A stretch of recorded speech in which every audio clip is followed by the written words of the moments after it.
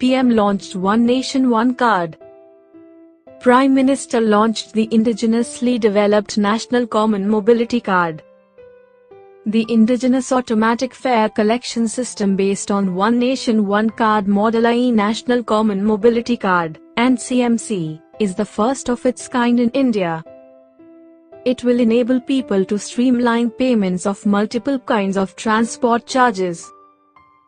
Dubbed as One Nation One Card, the interoperable transport card would allow the holders to pay for their bus travel, toll, parking, retail shopping and money withdrawal. India's first indigenously developed payment ecosystem for transport consisting of NCMC card, Swikar, Swachchalit Kiraya, automatic fare collection system, and Swagat, Swachchalit Gate, is based on NCMC standards. Related information: Automatic Fare Collection System, AFC. AFC system, gates, readers/validators, back-end infrastructure etc., is the core of any transit operator to automate the fare collection process.